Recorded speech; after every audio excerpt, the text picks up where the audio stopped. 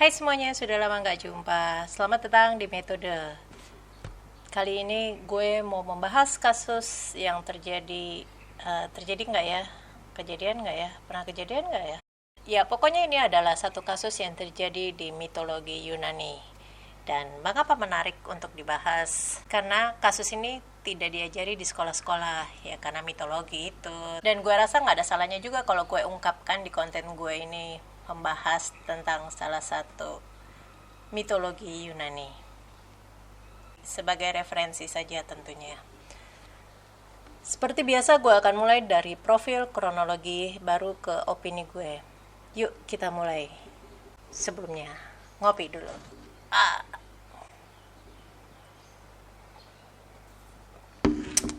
Persephone, ada juga yang memanggilnya dengan Kora atau Kore yang artinya gadis. Dia ini adalah putri dari Zeus dan Demeter. Tapi sebelum lebih lanjut membahas Persephone ini, kita mundur dulu mengamati profil kedua orang tuanya. Dimulai dari sang ayah, Zeus. Zeus dalam mitologi Yunani ini sebagai rajanya para dewa. Ada juga yang menyebutnya sebagai ayahnya para dewa dan manusia. Jadi para dewa-dewa dikatakan mereka ini tinggal di gunung Olympus. Dan Zeus digambarkan sebagai dewa langit dan petir. Jadi ia disimbolkan dengan petir, elang, banteng, atau pohon ek.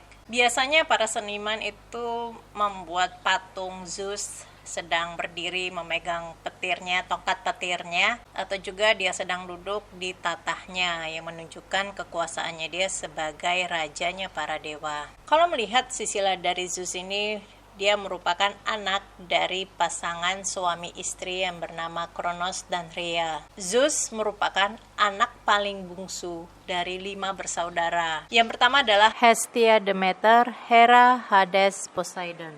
Dan baru Zeus. Orang tuanya Kronos dan Rhea ini merupakan kakak beradik. Jadi pada zaman bahula itu adalah hal lumrah di mana kakak beradik itu menikah ya, dan bahkan sampai memiliki anak. Ya bisa dikatakan pada saat itu jumlah manusia masih sedikit. Jadi ya ketemunya lo lagi. Ya siapa lagi yang mau dinikahi. Dan juga dengan hal seperti itu dapat mempertahankan status serta kualitas dari suatu keluarga. Dalam hal ini adalah keluarga dewa. Hades, Poseidon, dan Zeus ini masing-masing memiliki porsinya. Jadi untuk siapa yang menguasai daerah lautan, daratan, dan dunia bawah tanah. Sehingga mereka pun melemparkan undi. Lalu Poseidon pun mendapatkan area lautan, Zeus mendapatkan area daratan, dan Hades mendapatkan area bawah tanah, dunia bawah. Poseidon yang digambarkan sebagai dewa laut, dia ini memegang Trisula. Sedangkan Hades memegang Dwisula, dan Zeus ya petir. Zeus menikah dengan kakak perempuannya yang bernama Hera, dan yang nampaknya Zeus ini tidak mampu menahan sarungnya tetap berada pada posisinya, sehingga ia pun juga ya iwi-iwi dengan kakak perempuannya yang lain yang bernama Demeter. Demeter ini adalah dewi yang mengendalikan panen, kesuburan tanah, musim, lambang pertanian. Yang menariknya dari Demeter ini karena semenjak dari lahir Demeter seringkali mengalami kekerasan dalam rumah tangga, di mana ayahnya si Kronos tadi itu ia merasa terancam dengan keberadaan anak-anaknya, sehingga ia pun berniat untuk menelan anak-anaknya. Dan Zeus menolong Demeter. Dulu sewaktu Zeus baru lahir juga Zeus ini hampir ditelan bapaknya sendiri.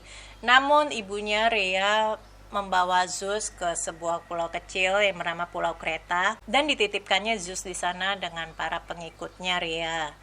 Ya, salah satunya ada isu-isu di mana Zeus itu dibesarkan oleh Gaia. Ada juga isu lain yang menyebutkan kalau Zeus ini dipelihara oleh manusia setengah kambing dan muridnya bernama Cruretes. Ada juga isu lain yang menyebutkan kalau Zeus ini dijaga oleh seorang dewi yang bernama Adamantia yang memberikan Zeus susu kambing. Lalu Demeter dengan kecantikannya yang khas, seperti rambutnya seperti bilur-bilur gandum, dan ia pun terlihat tampak sangat menarik di mata para laki-laki, terutama para dewa. Yang Demeter ini mempunyai nama lain yaitu sebagai Ceres ya. Ceres, tahu kan? Coklat Ceres yang kalau kita di sini suka buat roti pakai ada Ceresnya itu.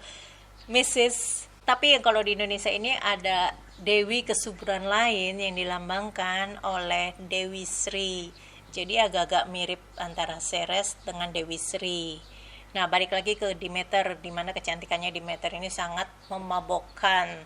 Sehingga Poseidon yang raja laut itu pun berniat untuk memperkosa si Demeter ini. Sehingga ia pun mengejar Demeter. Namun Demeter pun lari dan ia pun mengubah dirinya menjadi kuda. Poseidon yang kebingungan mencari-cari di mana Demeter, hingga akhirnya ia menemui kalau Demeter sedang dalam wujud kuda. Dan Poseidon mengubah dirinya juga menjadi kuda. Lalu ia pun memperkosa Demeter hingga Demeter pun menjadi hamil 2 kali. Anaknya yang pertama perempuan yang bernama Despoina, dan anak yang kedua merupakan kuda hitam yang bisa berbicara yang bernama Arion. Nah, sedangkan Zeus sendiri ya karena dia memiliki karisma sebagai rajanya para dewa, ya bisa saja dia minta jatah ke Demeter dengan cara yang lebih baik. Dia tidak sampai memperkosa seperti Poseidon itu kakaknya. Dari hubungan Zeus dengan Demeter ini lahirlah Persephone. Persephone ini digambarkan memakai jubah dan membawa gandum. Ketika Persephone dewasa, dia juga memiliki kecantikan yang tak kalah dari mamanya, sehingga sebut saja dewa seperti Hermes, Apollo, Ares, Hephaestus, mereka ini dengan gencar mendekati Persephone dan mengirimi berbagai macam hadiah. Namun karena Persephone melihat ibunya yang sempat mengalami PTSD akibat dulu pernah diperkosa oleh Poseidon, sehingga Persephone pun menolak hadiah-hadiah tersebut dan mengirim balik ia tidak mau hadiah-hadiah itu. Demeter pun akhirnya membawa Persephone jauh dari gunung Olympus. Dia menuju suatu tempat yang setidaknya lebih damai, lebih aman dan nyaman untuk menikmati masa-masa mereka sebagai ibu dan anak. Hades ini adalah kakaknya yang paling tua, kakaknya Zeus yang paling tua. Dia ini digambarkan sebagai dewa penguasa dunia bawah. Dan ada juga yang mengartikan dunia bawah itu sama seperti dengan kematian karena tanah. Meskipun demikian, sebagaimana yang kita tahu, kekayaan dunia ini ada di dalam tanah. Sebut saja mineral, emas, intan, permata, dan sebagainya lainnya. Banyak hal ya. Tapi jangan menyamakan antara Hades dengan dewa kematian, karena Hades ini sebagai raja dunia bawah, bukan dewa yang mengambil nyawa. Karena dewa yang mengambil nyawa ini bernama Thanatos, jadi beda. Hades digambarkan sebagai dewa yang memegang tongkat Dwi Sula. Di dalam area kekuasaannya Hades itu ada semacam perjanjian.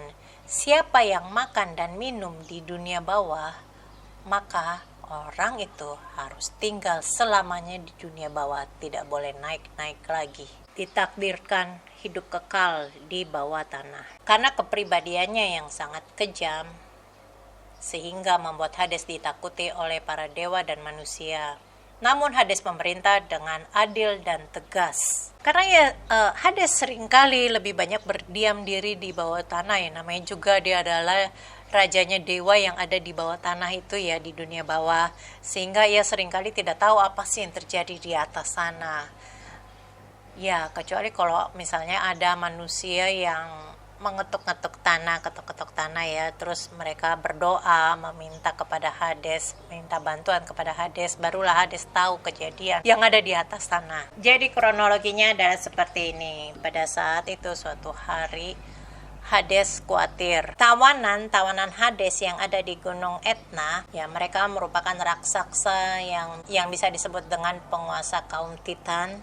Mereka ini menyerang area kekuasaannya Hades pada saat itu, sehingga Hades pun mengurung mereka ke bawah Gunung Etna. Yang namanya juga raksasa gitu ya, mereka memiliki kekuatan yang sangat luar biasa, sehingga Hades pun khawatir kalau dunia bawah itu dindingnya akan menjadi retak sehingga terbuka dan membuat tawanannya ini kabur. Maka Hades pun memutuskan ya dia mau patroli untuk ngecek bagaimana dengan kondisi antara Gunung Etna dengan bawah tanah itu, sehingga Hades pun mengambil kereta emasnya dan ia keluar dari dunia bawah, melintasi padang Nisa. Di saat yang bersamaan itu, ada Persephone bersama dengan dua orang temannya yang bernama Athena dan Artemis. Mereka ini sedang bersenang-senang memetik bunga, dan ternyata di padang itu juga ada dewa lain yang bernama dewa Eros. Tahu kan Eros, dewa yang suka megang panah, terus siapapun yang terkena panah itu, ia akan menjadi jatuh cinta. Dan panah itu mengenai Hades yang sedang lewat, sehingga Hades pun jatuh cinta kepada Persephone. Ia pun berkeinginan untuk memiliki Persephone dan menculik Persephone masuk ke dalam dunia bawah. Karena sudah diculik oleh Hades, Persephone pun tidak dapat pulang ke rumah, sehingga membuat Demeter ibunya mencari-cari kemana Persephoneku, dan ia tidak menemukannya. Dan Demeter pun menjadi sedih luar biasa karenanya. Ia bertanya kepada Helios, dewa matahari, apakah ia melihat Persephone anaknya itu. Dan Helios pun menceritakan kejadian penculikan Persephone.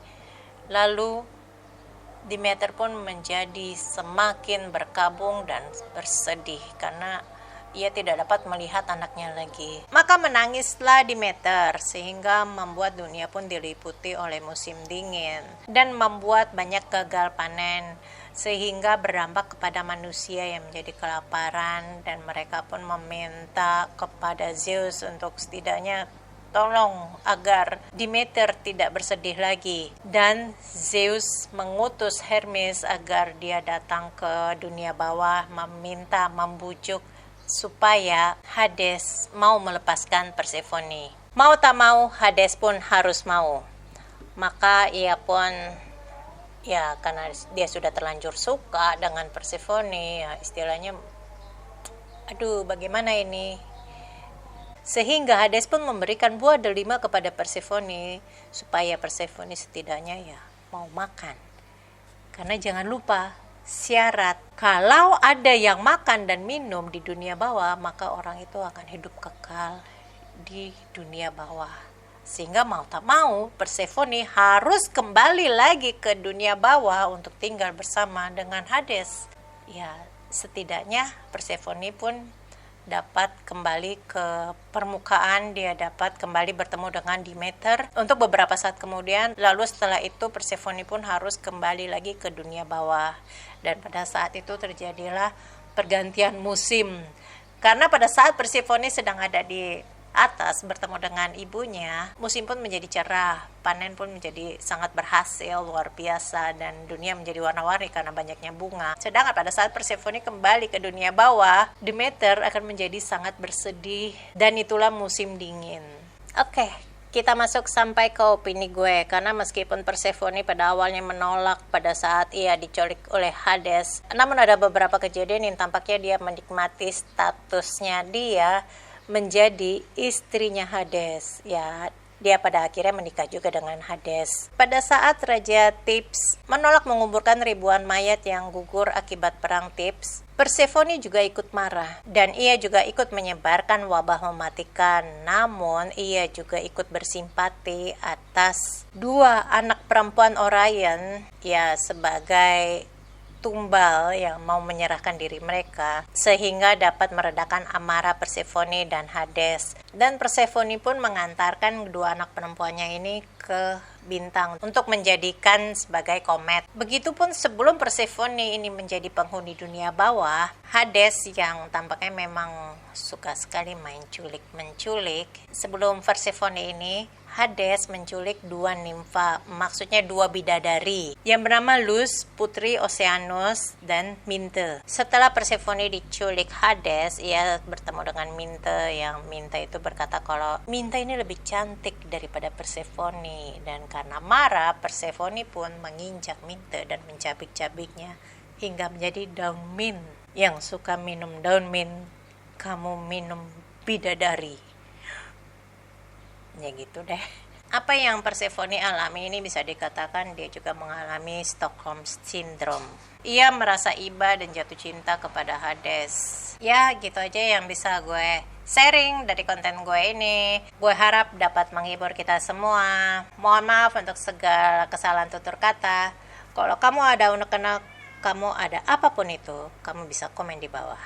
Jangan lupa like dan subscribe. Stay safe and stay healthy.